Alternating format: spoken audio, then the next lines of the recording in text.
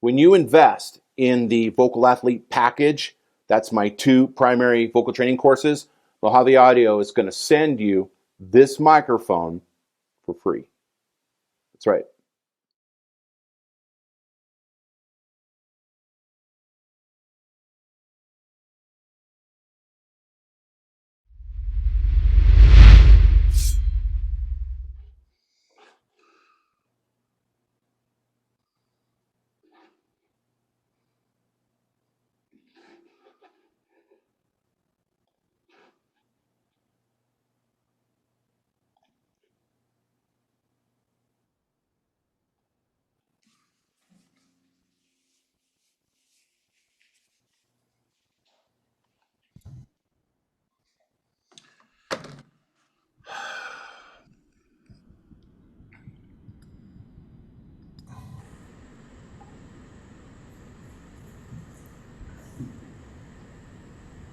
Cool.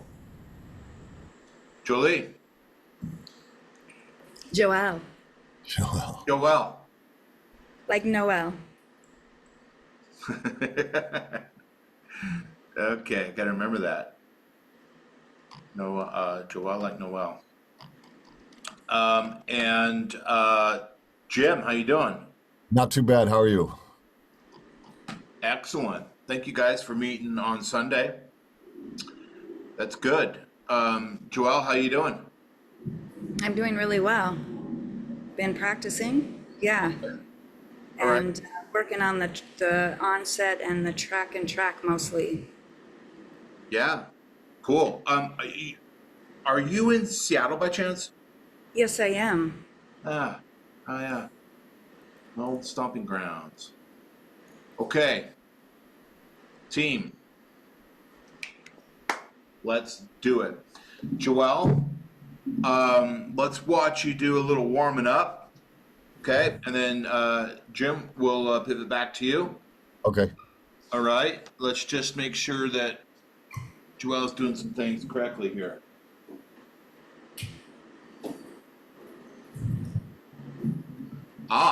Microphone ready to go. Okay. So Joelle, are you logged into the 4 Pillars of Singing? Oh, not at this moment. Should I be? Yeah, Okay. because we're going to train. Jim, are you logged into the 4 Pillars of Singing?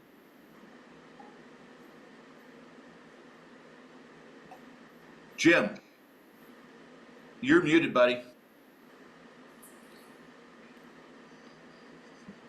Jim? Yeah, I'm logged in.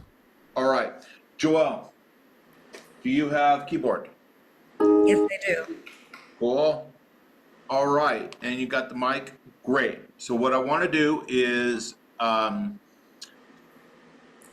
just ask you to do your homework. Let's see what happens. Let me coach you now. Okay? Okay, you want me to do the track and track? Yeah. With the recorded content, preferably. Okay, with the recorded content, you mean the slow? I've been doing it with the slow. Okay. Yep. Slow's good. Okay, slow track and track warm up.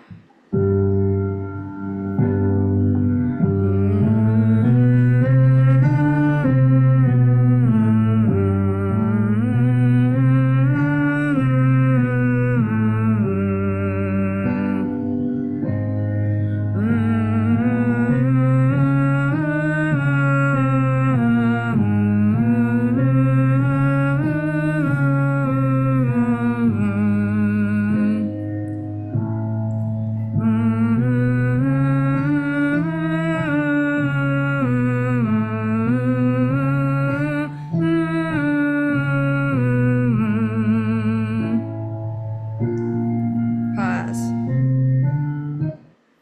Time out. Pause. Good. Good. Fundamentally, that's how it goes. Oh, good.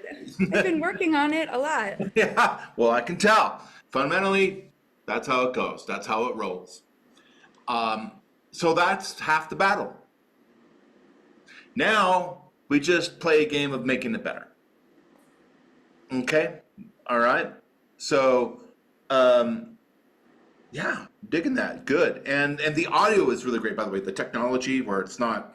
Oh, it is? Yeah, Yeah, I'm not quite like with the levels. You can let me know, but I've got my mic now going that's through great. this DeVille, so Perfect. hopefully it's It's good for perfect. now. It's perfect. I'm so proud of you. You're making Seattle proud. All right. So that was great. Now let's make it better. That was good. Let's make it great. So we talked a lot about visualization, I think, in your first lesson and workflows. I remember that we did that. We talked about, so, we're thinking about everything that has to happen. There's three big buckets. There's physical issues. There's acoustic issues. There's some mental issues from time to time. Are you paying attention? Are you staring at your shoestrings? Are you terrified? Are you confident? That sort of thing. Okay. So I want to dive into that a little bit with you. Okay. Let's go ahead and do it again for say a minute, and you're doing great. Make sure that you're whimpering like a puppy. Okay. It's not this. We did cover cry mode, correct? Or at least you've gone over it in the Yes. program. Yeah. Okay, good. That's good to hear. Okay, great. So the manifestation of the cry mode, the thinning of the vocal folds on a semioccluded phonation, a nasal, that which we call was not this.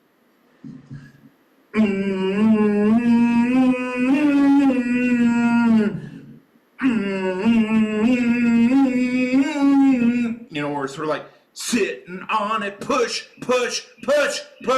No. And people will do that. Maybe you know this already. However, if we're going to thin the vocal folds, if we're going to whimper like a puppy, we get this instead.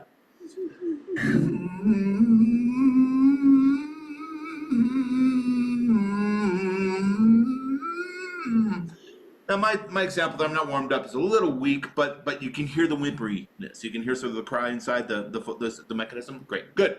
Boom, ski boom. So I want to ask you to do this again, please. Let's do like 5 or 6 of them. Okay. Just Okay. remember to thin out. That is the most important thing. Thin the vocal folds, and so much more will start working for you naturally. Okay. So go ahead. Okay. I'm proud of what I you're will doing. try. Let's do it again. Thin. Okay, I'm gonna pick up where I left off then. Sure. Yeah. Whimper like a puppy.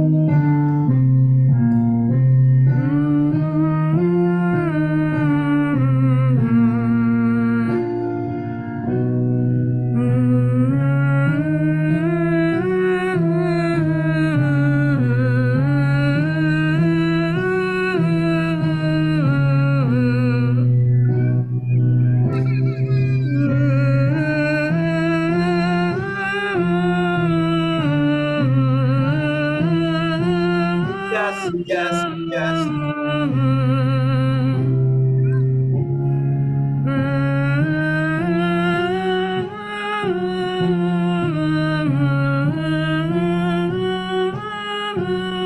Perfect. Just great.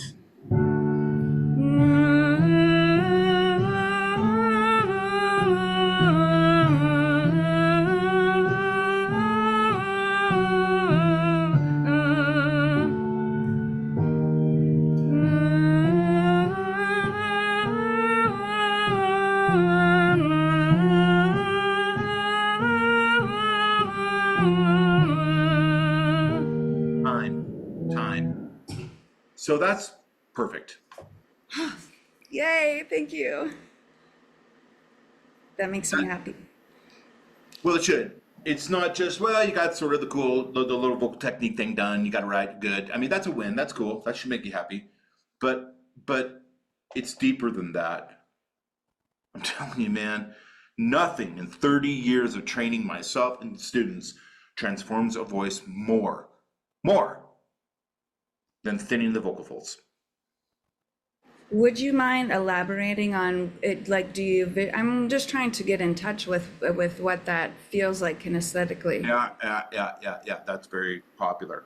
And I pulled out my vocal folds here. So let's do that. You did not get the cry mode lesson, but you're doing it great. So I can tell you've been in the content, haven't you? You've been in the content. It's great. You're awesome. Awesome student. Jim, she's doing great, isn't she? Thanks, Jim, could you tell that she was so the first time it was, these things sort of sit on a spectrum. It was maybe whimpering a little bit, but not enough. Okay. And then I sort of made a lot of noise about it, and then you really leaned into it and got really after it. And that's the level that we need to be when we're singing. We have to go extraordinary, like extra, okay, to the point where you're sort of thinking, this feels like it's way too much. Not when it comes to thinning and singing. Jim, could you tell the difference? Yeah. I thought it sounded improved from a month ago. Yes. Yes, and that's a lot come from Jim, because he's been doing this forever. Jim, you're looking a little bit like a Civil War general today. Maybe a private. Okay, all right. Joelle? Yes. Okay, let's do this real quick. Cry mode.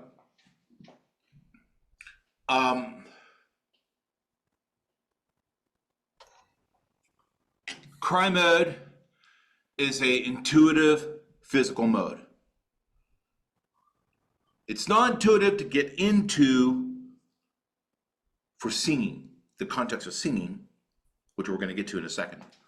But in the context of human evolution, our wiring, things like that, cry mode is, comparatively to other things like, say, singing with distortion, very intuitive, okay? And in some sense, you can kind of equate from that statement, easier to learn, easier to pick up and build motor skills for, okay?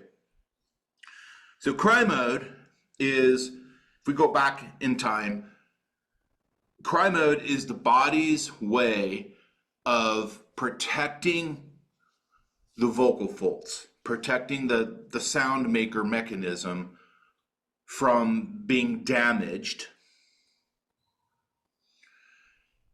when we are, as primates, making a loud, high pitch noise or scream in defense of our lives or others. Does this make sense? Let's forget about music. Let's go back 40 million years, okay? Where you have hominids and they're on the savannah and they're just surviving day to day. They're being chased down by giant cats. It's tough to make a living. And when you're hunting and you're being chased by a saber-toothed tiger or something vicious, you're gonna scream really super loud. One, to hopefully scare the game away. Two, just because you're terrified because you're about ready to become somebody's lunch. And three, you might be wanting to alert the rest of the tribe, others around you, your family. So what's the best way to do that? What's the best way to do that, Jim? Can't hear you. Screaming. Scream, make a big noise. So when we scream, all right, there's a chance of hurting the vocal folds, damaging it to the extent that after that one big blood-curdling scream, we can no longer speak anymore. Now you can't feed yourself, you can't communicate with the tribe. All right, I'm getting a little esoteric, but I think you guys are going with this. I hope you're enjoying the story. Okay, now, so what the body naturally does, long before music came around, is when you go into that, you go into basically your siren, your alert mode, it thins the vocal folds, okay? It thins the vocal folds. And that thinning, that physical thinning position, which is literally these are vocal folds, the vocal folds elongate, okay? So they elongate, and just like this rubber band, it thins. I need to get a better rubber band, okay? I need it, right? It thins out like it's thick, and now it's thinning, okay? So when we say thin, that's sort of what we mean. The vocal folds are thinning, elongating, all sort of means the same thing, okay? When the vocal folds go into this physical position, you can scream through it. You can make a high volume, hot pitch noise without hurting yourself. So let me say that again.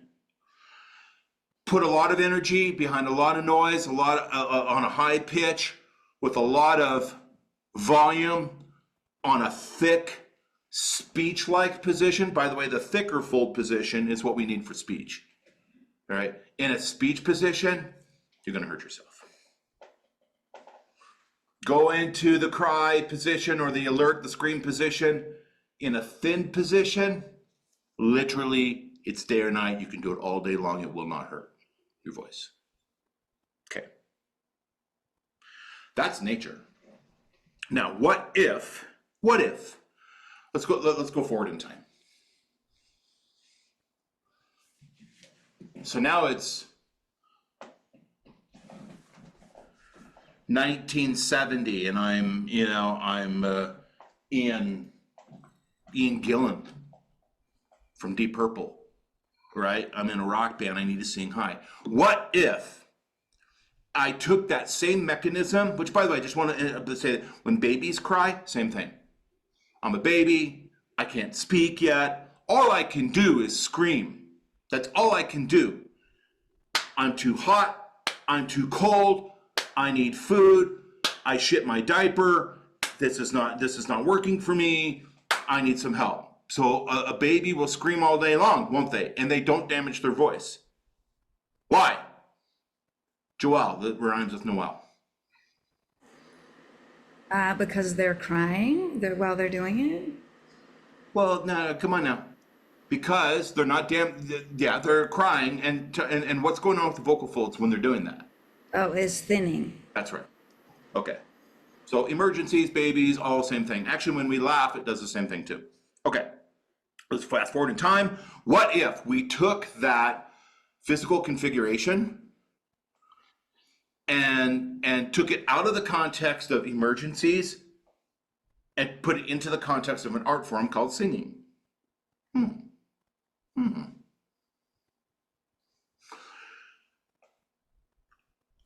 Could we arbitrarily in a different context? So now I'm very conscious of it, whereas in the other context, I'm not conscious of it at all. It just happens. But now I have to think about arbitrarily, that is to say, putting my vocal folds into an exotic position when I'm not scared, when I'm not sad, when I haven't shit my diaper, and I need help. But what I want to do is sing some Queensryche, or I want to sing Barracuda by heart. What if I used that same position and applied it to my art form? Would I be able to actually sing high notes without getting choky and hurting my voice? Joelle? Sounds like, yeah. Absolutely. Okay. So cry mode is not really the natural thing. That's just crying. That's sort of something. Cry mode is really referring to singing stuff, singing technique. Cry mode is when we arbitrarily take the vocal folds and we thin them out, put them in that position so that we can lay in high volume, high pitch when we're singing, when we're screaming in music and belting without hurting our voice. So all around the world for all centuries, singers for all times have tried to sing high. When they sing high, what happens, Jim? For a lot of people, when they try to sing high, what happens, Jim? I mean, the voice cracks, it stops working. And what else? Give me some more. Once they get above the passaggio, you go into head voice and it gets all whispery and weak. Well, right. So you get whispery and weak up on top in the up in the head voice area. Okay. If you're sort of around the vocal break area, you get squirrely and unstable. All right. But before you even get there, you're pushing, you're gripping, aren't you, Joelle? We've all felt that before. It's not just you. Okay. So put it in. Thin out the vocal folds.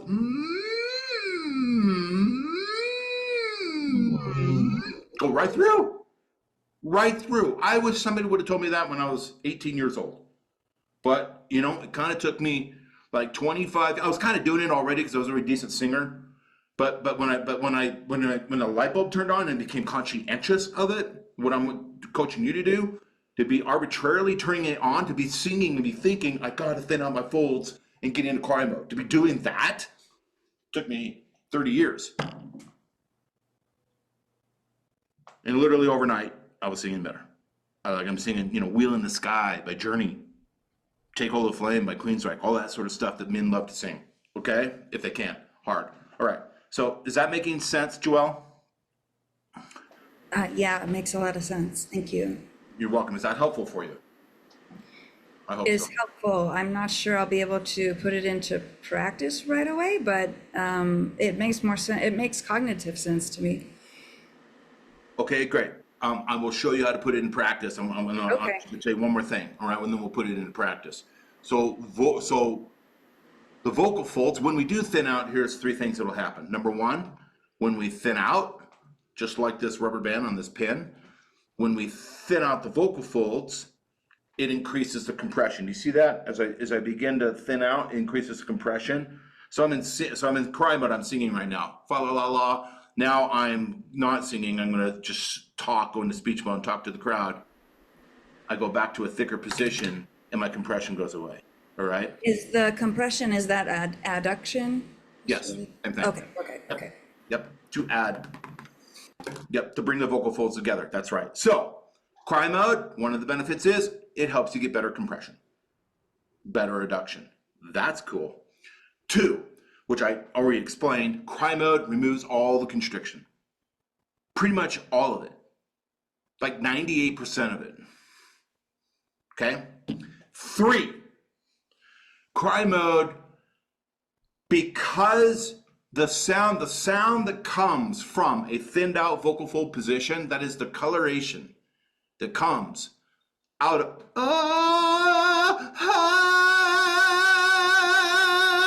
cinema folds, yeah. The sound color that comes out of a thinned out fold position, the coloration hits the human ear. All right, now we're going way back in time, human evolution. It hits the ear and it says amplified emotion. Amplified emotion. Now, that emotion wouldn't necessarily have to be sad because we call it cry mode. It's the emotion is going to be dictated by the lyrics and the context of the show and other things. It could be, fantasy, it could be jealousy, it could be other things. But whatever that is, it's amplified to the ear. Common man doesn't understand what they don't know this. We know this. It's literally magic. It's voodoo.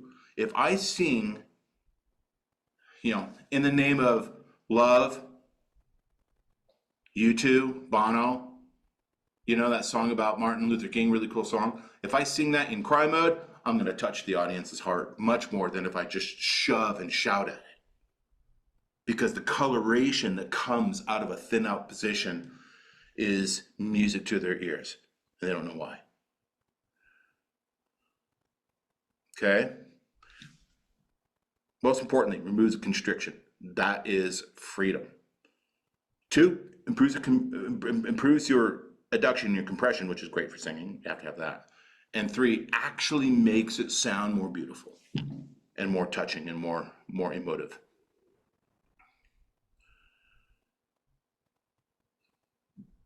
That's the lesson about the history of cry mode, how we use it for singing, how it got here, and its benefits, in hopes that you and anyone listening to this will amplify their appreciation of it and get it on.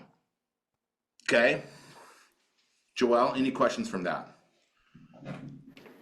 No. Okay. You asked for some Thank you. kinesthetics, and you deserve it. All right, so kinesthetics. In the program, early on, cry mode, you may have seen it, the 3-step vocal cry mode workflow game. Did you see that? Is that in the training videos? It is. Yes, I did see it. Okay. The 3-step vocal cry mode workflow game. All right, Jim, you remember this, don't you, Jim? We've done I hope so, but it's not. I can't tell you right now what they exactly are. Jim, you always say that, but you've done this a million times. All right, so Joelle, do you know the 3-step vocal cry mode workflow game? No, I don't. Okay, I'm going to show it to you. There's 3 steps. It's a workflow. Okay. Step number 1: I'm speaking to you. I'm phonating to you in speech mode. My vocal folds are not thinned out. They're in speech mode, which is a miracle, which is a wonderful thing, and has its own story of its own. But this is what I need to do when I'm doing what I'm doing right now.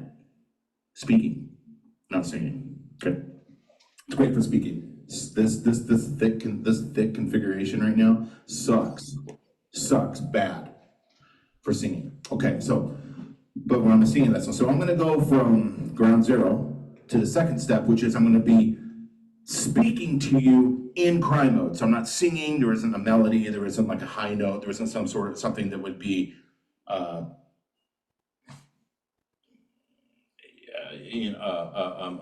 within a singing environment. All right, I'm just gonna speak to you, okay? And it'll sound a little bit, this is where it gets embarrassing.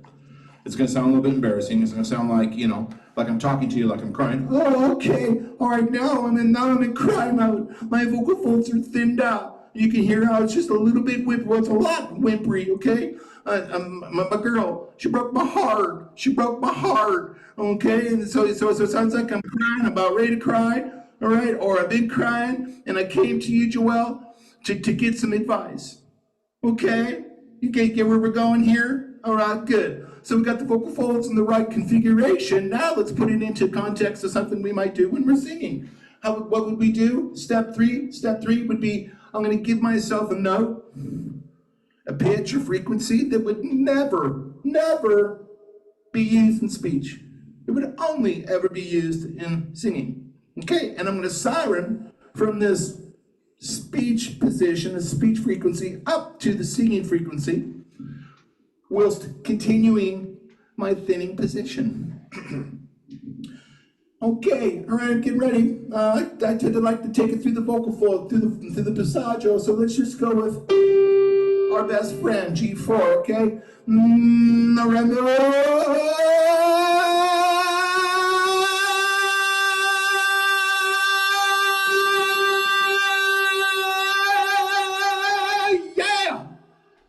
All right. There's no way I could go up to that G4 if I didn't thin out my vocal folds. If I had tried that in speech mode, it would get all grippy. You guys know this. It would get all grippy. There's no way I could push that through. So the only way to get that through is to thin out. Okay? So your question, Joelle, which is, well, can you give me some kinesthetics so I can kind of get a feel for it? This is exactly how you do it. The 3-step vocal cry mode workflow game. Does that make sense? That 3-step? Joelle? Can you just quickly repeat the 3 again? I can. Step 1, just speaking to you right now. Just I'm speaking to you I'm using speech mode and I'm speaking to you. Okay? My vocal folds are thick. Step 2, my vocal folds are thinned out. They're thinned out. I'm talking to you. I'm communicating to you, but my vocal folds are actually not in speech mode. They're in cry mode because it sounds like I'm crying. Can you dig it? Let's do it. All right, step 3, you give yourself a note that forces you to get to the high stuff. Okay? All right, and you siren up to it. All right, step 1, I'm in speech mode. Everything is pretty normal. Step 2, I've now configured my vocal folds into cry mode. They're thinned out just ever so slightly. Okay, now I'm going to give myself a cue to a G4. Whoa!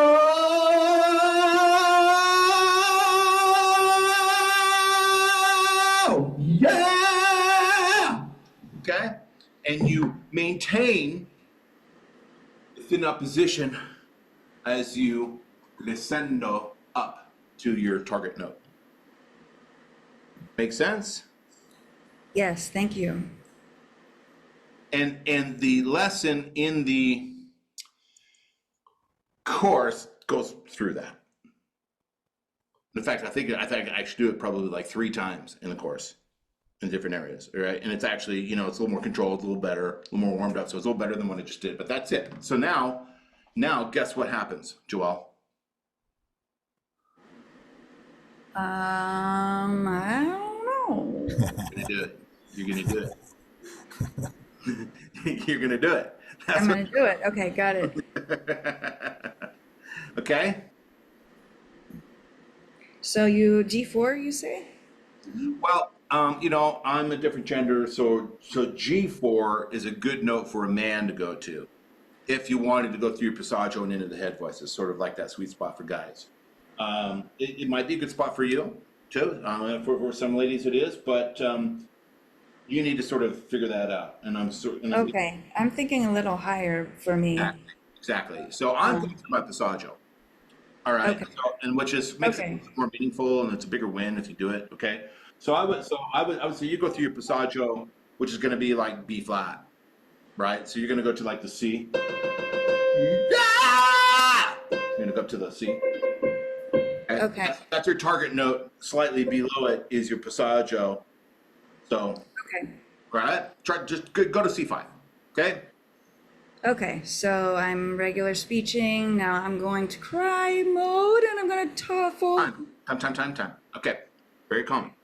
Okay. One, don't be in a hurry to get through the workflow. Give it a little bit more time, because if you go, okay, I'm doing that. No, it gets sloppy.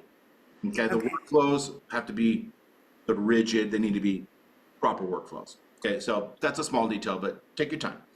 Two, when you go to step 2 and you thin out your voice, this is important. A lot of people will do this. They'll go into step 2 and they'll be they think they're in cry mode, but they're not really in cry mode. It's kind of a hybrid between a weak cry and falsetto and windiness. So remember, cry mode, among other things, is characterized by vocal fold compression. Right? You just learned that. So if you go into step 2 and it's all windy and falsetto-y and all this, you're not in cry mode at all. You're doing something else. You're doing something falsetto-y, which is a different mode. Okay? All right. So when you go into number 2, you're gonna have to. You're gonna feel it torque a little bit. You're gonna have to contract and get some muscles moving. All right, because now I'm talking in cry mode and I can literally feel the compression a little bit going there. Yeah, so you're gonna move the muscles. Ready? Go. Okay, so I am going to just hang out here in speech mode for a moment. I'm trying to tune into my vocal folds, and now I'm going to move to cry mode. And I think that this is a little bit better than I was doing before. Nope, you jumped up in frequency and you opened your vocal folds and got windy. Okay. So I'm talking to you in speech mode. Now I'm talking to you in cry mode. It's maybe a little bit, frequencies a little bit higher, not too much, but more importantly, I'm not talking to you in a windy position. I'm talking to you in a compressed position. Ready? Okay. All right, go right to the cry mode. I'm gonna try this. Maybe it's something like this. Maybe that's a little bit better. I'm not really compression. sure Or compression. I'm doing it right, but I'm trying. You're And gonna find no wind. no wind. Real tone. Wind. Real No tone. Ah! Okay, so when you go to step 2, real tone. Okay, real tone. When you go to step 3, siren up to it. So I don't be like I'm talking in cry mode right now. Now I'm going to stop, relax all that configuration, then I go to my G, and then all of a sudden I have to like completely cobble it all back together. That's not the right way to do it. Keep it on the same breath. So I'm in step 2 right now. Okay, keep it on the same breath so that your cry mode configuration from step 2 is retained. It's retained, and then you take the point is to get into that mode and take it up. That's the point. If you get into that mode and then you stop to take a breath, and then you go up, then what happens? People just kind of go right onto the note and you're reconfiguring, and that's not really helping you. What's helping you is to maintain the position and pull it up. Maintain it and pull it up. It's resistance training. Okay? So before you go to step 3, make sure you got enough wind so you can get through it. Okay? Okay. All right. So starting again in speech mode, and I'm just gonna hang out here because I really want to go fast. But I'm gonna now then move to the cry mode, and I think that this is hard for me not to go up in tone. I'm I know. trying. I know. But But that's it right there. Right there. okay, right here. This is it, and I think I've got it. And then now I'm going to move to the third and go. Okay, that was a little bit better. Okay, that's a little bit better. Now from 2 to 3, I like that you didn't stop to breathe again, but you have to siren. Because from, I don't know, I guess you were sort of hovering around a G-ish. All right, and then you're trying to get to the C, which is going to take you through your passaggio. We want to work, it's not just the note we're starting from and the target note we're ending on. It's very intuitive for students to sort of perceive a vocalese, a workout in that way, because we're so fixated on getting there and winning there at that spot. But what we need to do is again a lot of benefit from the workout comes from maintaining the position through all the midsection, that entire spectrum.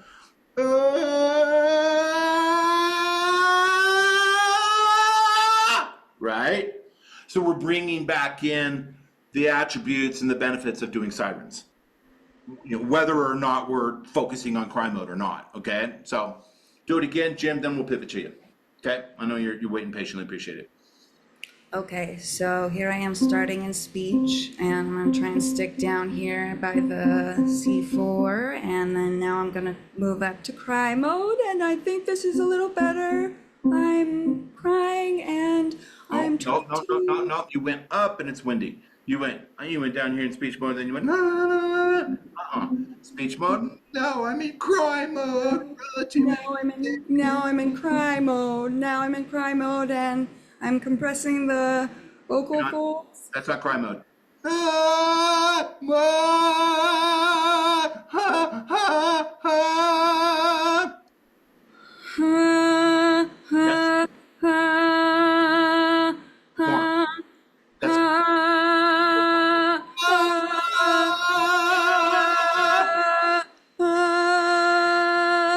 Harder, more cry.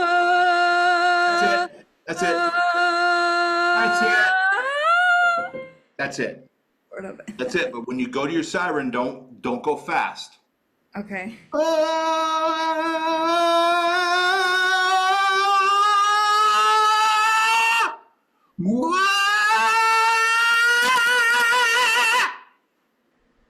Okay, I went very slow-ish.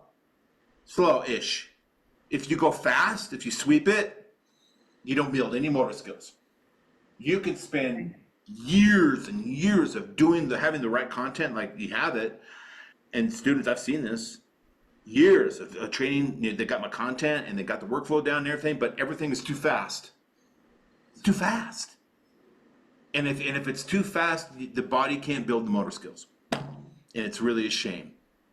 If you just slow it down, then the body can okay, boss, I kind of get what you're asking for. All right, okay, I get it. As I go through the F sharp, then the G sharp, then the A, I get it. You have to go really slow. One more time, Joel, then Jim will do you, okay? Okay, so I'm down here in speech mode, and I'm preparing to go to cry mode, and I'm not sure I'm gonna do this right, but I'm gonna try, and I'm now in cry mode, and now I'm compressing my vocals, and I'm trying to cry, I'm trying to be weepy, I'm trying to get there, and here I'm gonna go up to...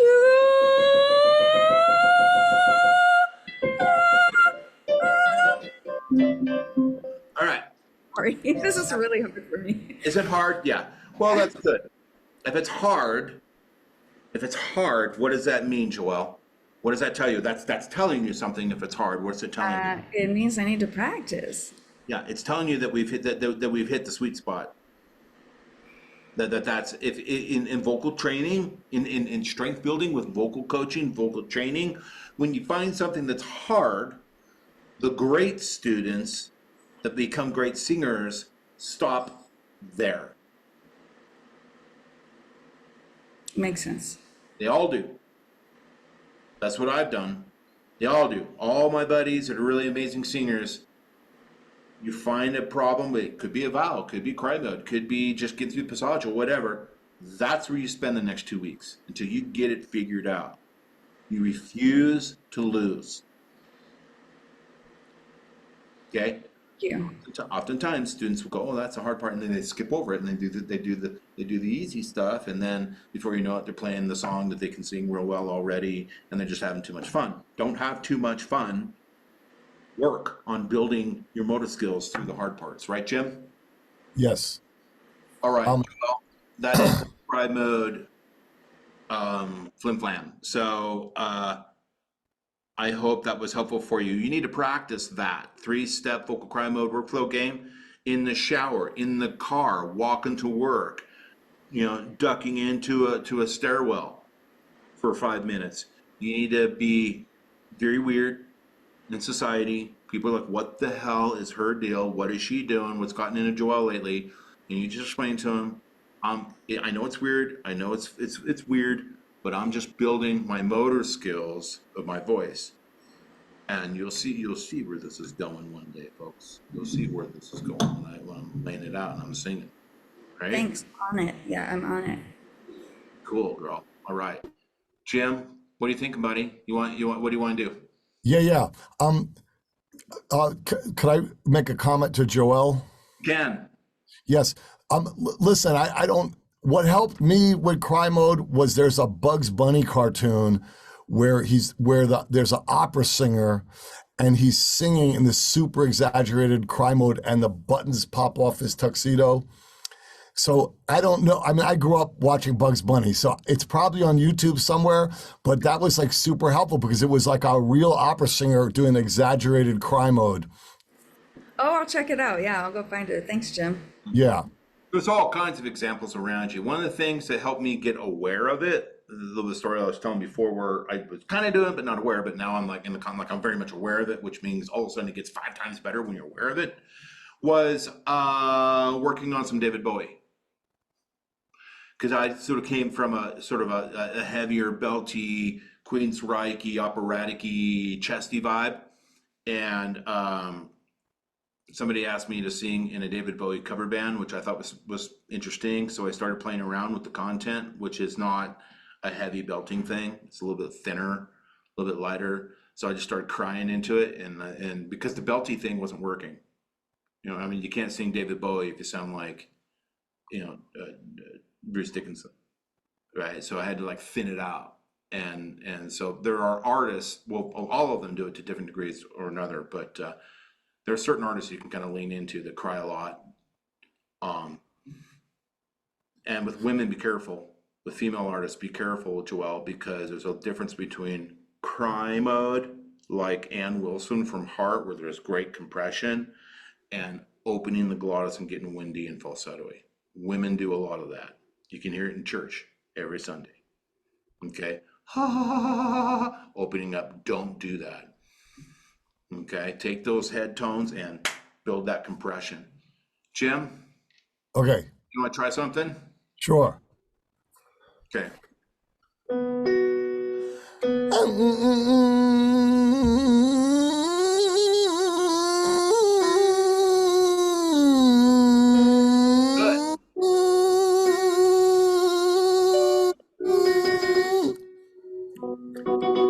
That's what I've been warming up with. Yeah, it's great, Jim. It's great, right through the passaggio. So can I just, I'm sorry, I'm interrupting you, please. No. What were you going to say? I liked it. Go slower, Jim. Okay. Slow down. Just exactly what I just told Joelle. You're sort of racing through that, and there's a little bit of squirreliness. You're just like, oh, okay, well, you just kind of like just leave it behind you. Don't do that. Slow down. Okay.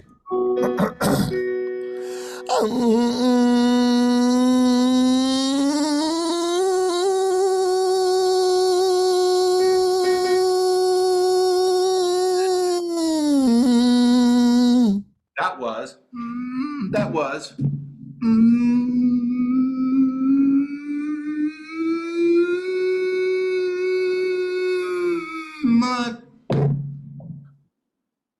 Like at the end, you just dropped it. You just dropped it. Oh. Home. You fumbled on the 5-yard line. Don't do that.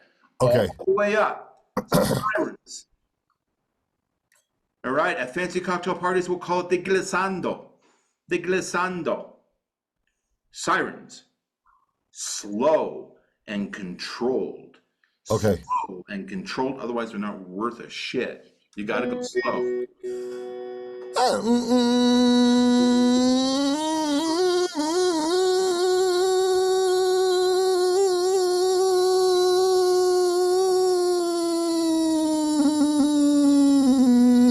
Yes. There you go. And as you were descending, it was trying to grab you, wasn't it? It was sort of like it was just a tiny bit. That's what you want. Okay. That's your demon right there. Okay. Do it again, Jim. I really like what you're doing. Do it again. That your ascent was, I don't know. It can be better.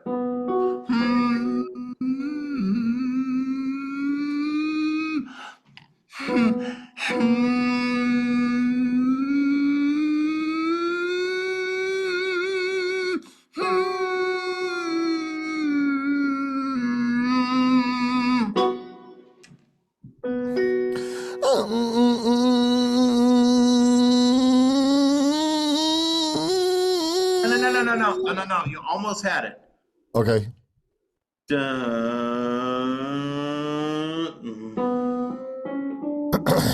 Jim, when you get to about the E flat, you need to. It kind of jumped. It jumped a little bit. Oh. Oh, that's what happens, right? It breaks. Thin out. How to get through the passaggio? Well, there's a lot of things that you need to be doing, but in this regard, thin out.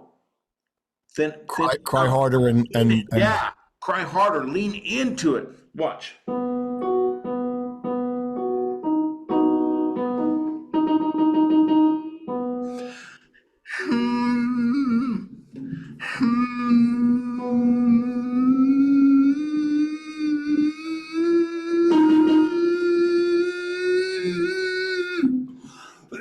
Excuse me.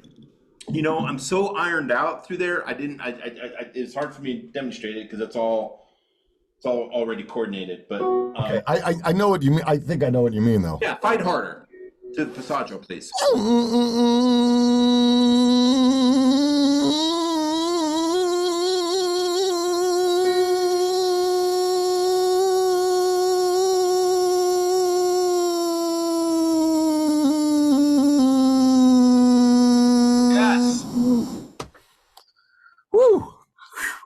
In the shower, in the car, walking to work, in a stairwell. That. That's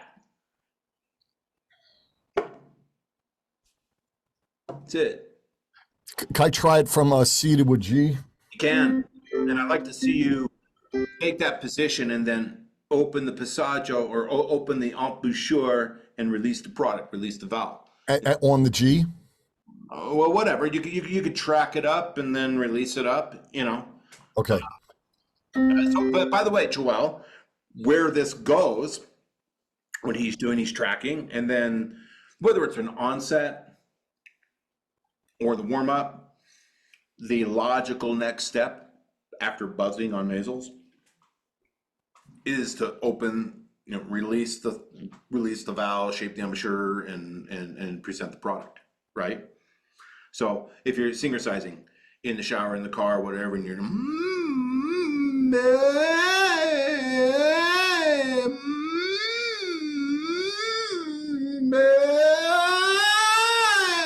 I'm driving, I'm in traffic, I'm bored.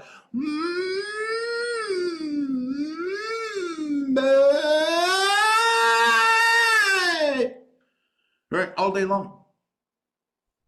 Track and release, track and release, track and release, track and release. Jim. All right, since I'm going to release, I'm going to stay on the beat of the F sharp. Yeah, okay.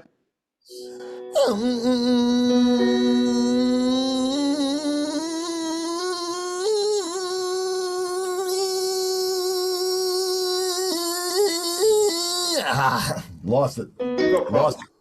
You ran out of air.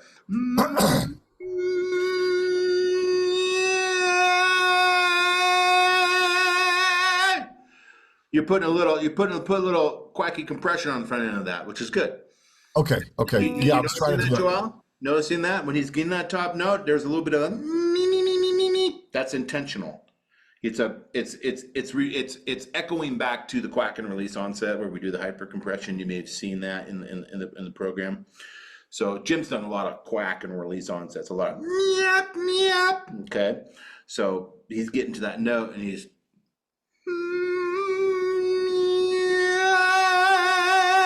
establishing that compression before he releases the product. Jim.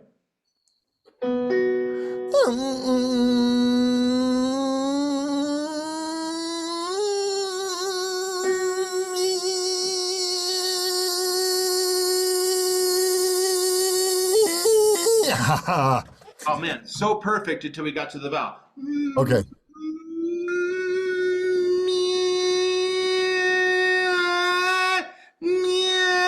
Shape a vowel, Jim.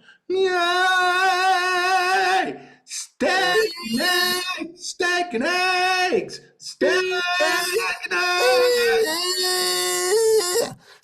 eggs. My voice is going. Steak and eggs. You know, I had a sore throat 2 weeks ago, and it feels like it's. Hey, let's pop off the plosive. So another thing. Yeah, right. So so Joel, now we're pivoting to the dampen and release onset, which is characterized by using the plosive energy behind the plosive. All right. So in steak we have T, ta ta ta, which is a plosive consonant. We can harness that energy to get the vocal folds compressed. So we do something like this. Stat, stat, stat, stat, stat, stat, stat. Jim. Stay. Steak, steak, steak.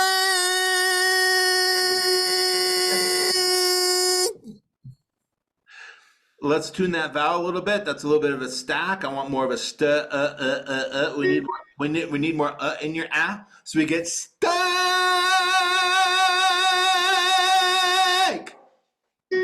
Steak.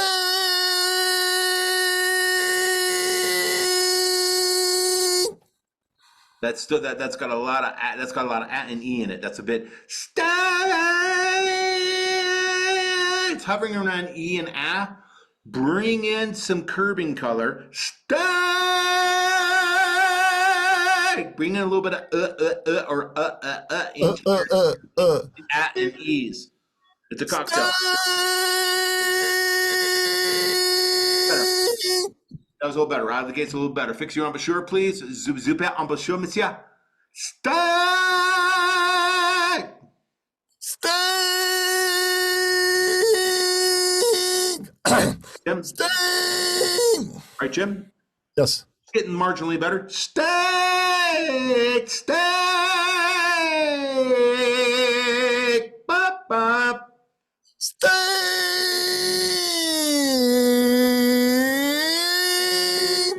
Good bridge.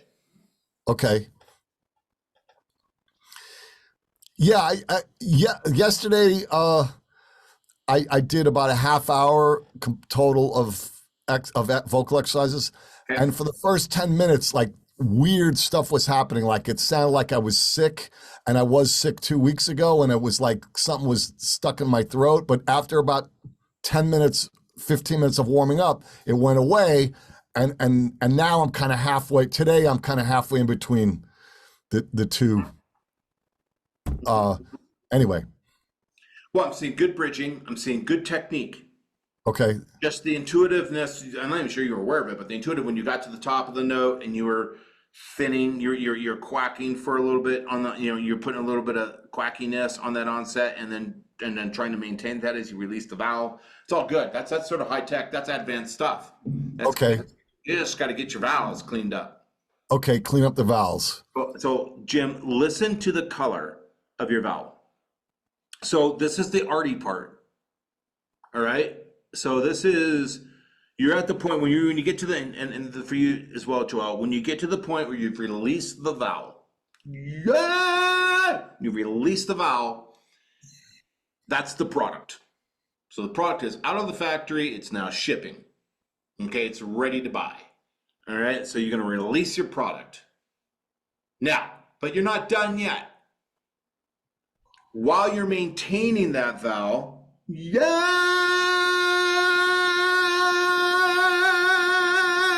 while you're maintaining that vowel, you're thinking, a great singer, a great student, is thinking about the coloration of that vowel. This is the arty part. This is sort of it's a little more fun, a little more arty, where you're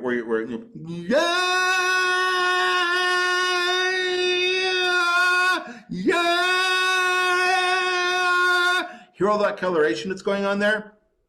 You got to settle on something. Preferably a cocktail of coloration that properly communicates a color that makes the audience think they're hearing a language vowel. Okay? So they still think they're hearing steak. They're actually hearing something more like stuck. But in the context, they think they're hearing steak. Okay, that's fine. So accomplish that. And two, oftentimes bringing in and ishness. These are curbing vowels, Joelle. Right? And I don't know if you've gotten to your acoustic modes yet. Edging vowels are brightened forward. Neutral is and then your back resonant vowels, your curbing vowels are the o, us, and the and o spectrums. Okay, they're darker, they're warmer.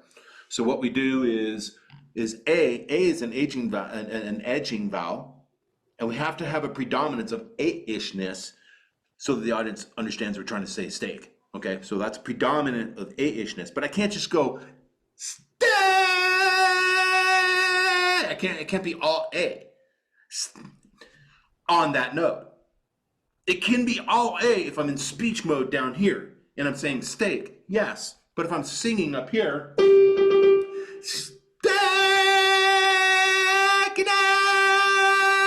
no, that's going to be way too bright and quacky in the context of singing on that frequency. So what do?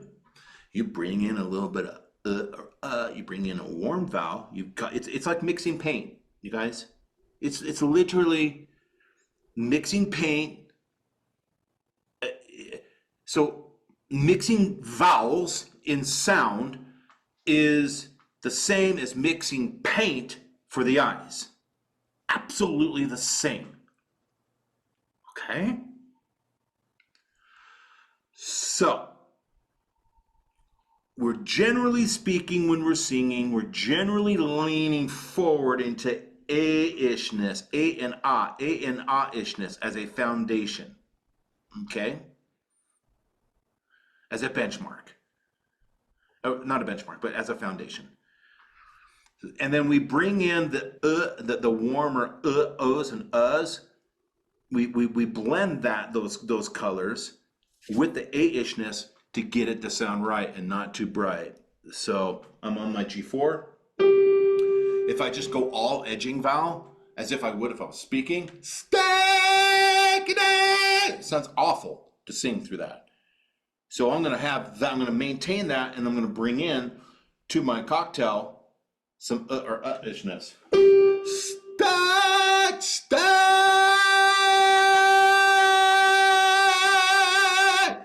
Can you hear, Joelle?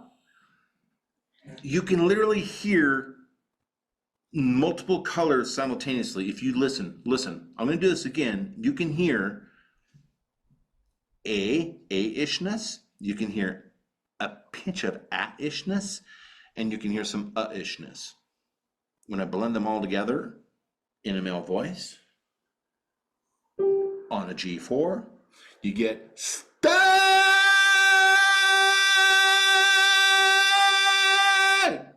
listen for the A.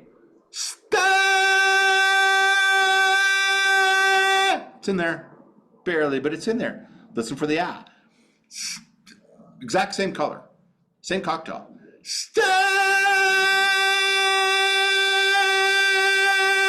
You hear the A? You do. You do hear the A. Now listen for the A, which is a little bit more easier to hear. You get sort of an ishness in there. Do you hear that, Joelle? Yeah, I do. It's a big difference. Yeah, very subtle, but yeah. tuning vowels. Tuning vowels.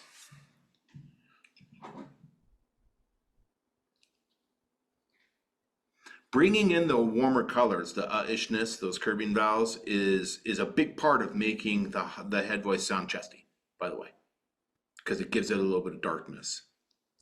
It's not the only thing, but it's the acoustic part to making your head voice sound chesty. The physical part is cry mode and good strong compression. Jim, are you digging it? Yes.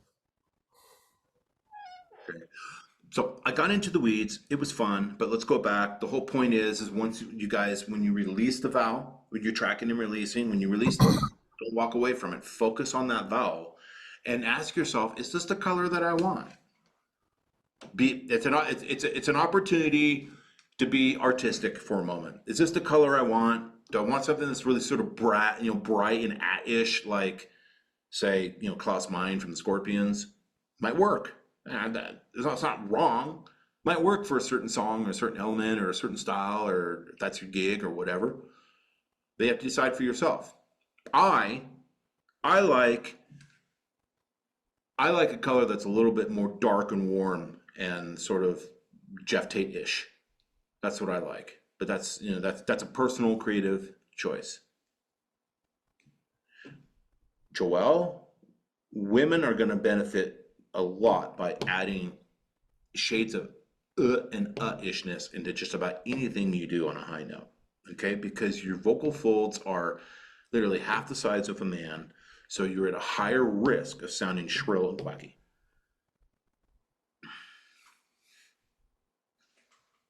Okay, so don't want to sound shrill and crack. Like a man can get away with that sometimes.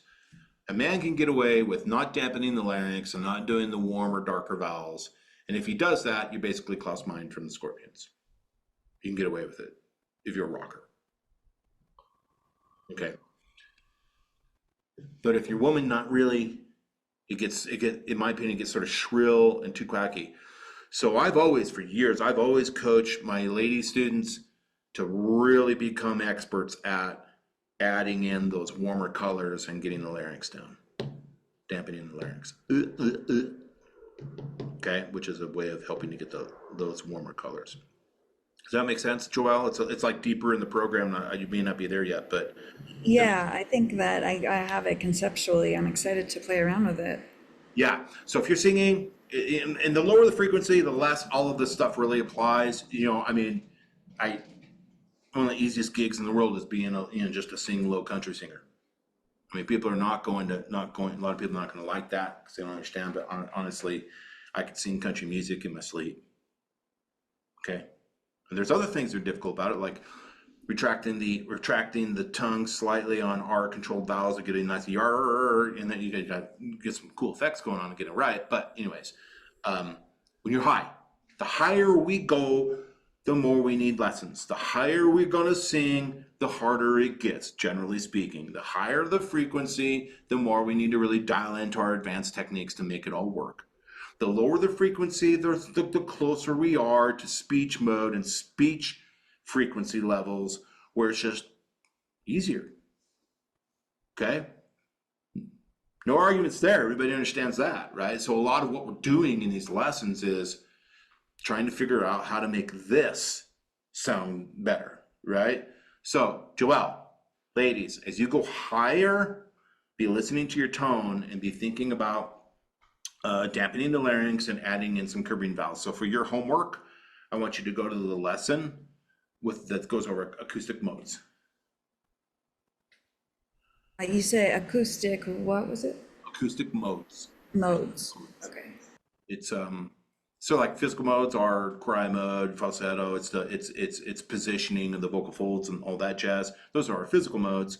And then after the physical modes, I go into modules in the program about acoustic modes, where we learn about bright vowels, neutral vowels, and darker, warmer, curving vowels. Women need to be really good at adding darker, warmer, curving vowels to your high singing, more so than men. in my opinion.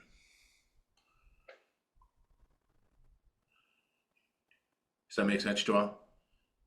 I mean, I know it's a little esoteric. Yeah, I've got it down. I'm gonna be, I've been going back to the book and then kind of reading about what we talk about, so. Yeah, that's great.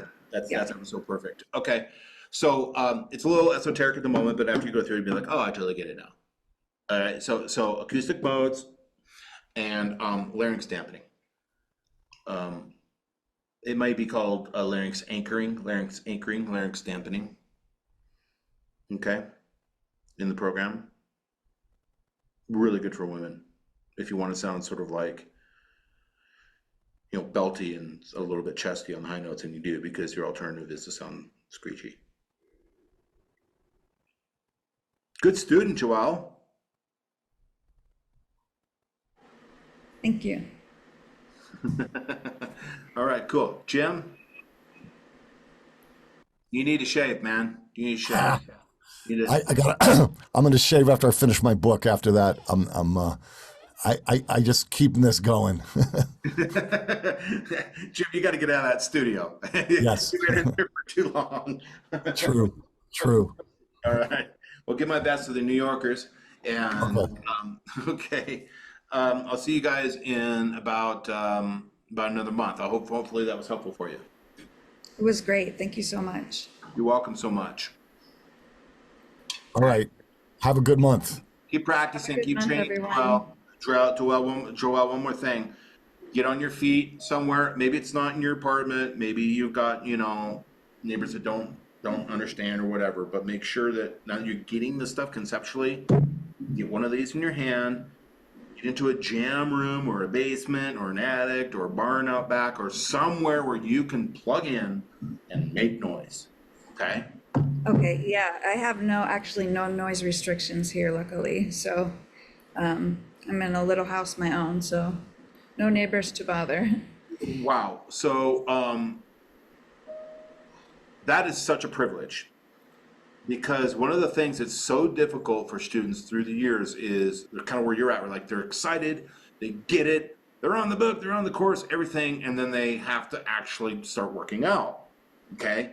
And then, you know, the neighbors calling the cops on them, or they're feeling self-conscious in front of the family, and it just dies right before it would have taken off.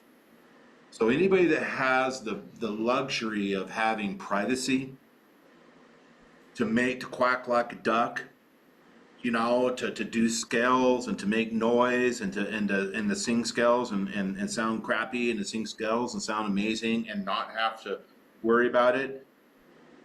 Those are the ones that in some sense are blessed the most, because now you've got the freedom to really get to work.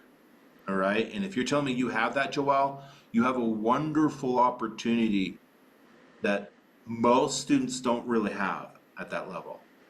Okay. I would take that to heart. I'm gonna work on it. I'm excited. Yeah. Okay. All right. I'm gonna go. I bought a Jeep yesterday. I'm gonna go drive it around and make sure that it's not all busted up. Have fun. Okay. All right. Bye. Bye, Jim. All right. Bye. Bye, Robert. Bye. My name is Robert Lunte. I'm the founder of the Vocalist Studio. My team of international coaches and I have produced the world's most popular and effective online courses for vocal training. We have over 100,000 students from all over the world in 175 different countries. And I've been coaching singers and voice coaches for almost 20 years. I'm super excited to offer an online course that will help you to develop chest voice tone or belt voice on high notes. Students who commit to practicing the techniques in this course will receive the following: over 60 video lessons with 8 hours of training content. This includes high definition video demonstrations of every workout performed by me. That enables you to train right over the videos. You're going to get pre-recorded solo piano workouts as well to train with. You're going to get vocal workouts that are specifically designed for the singular mission of training the motor skills and the strength required for belting in the head voice. There's a free companion ebook that comes with the course. And last but not least, a specially built quick access training page that enables students to get out of the course and into the training routines quickly. You can do this. Get started. I'll be here with you every step of the way. See you on the inside.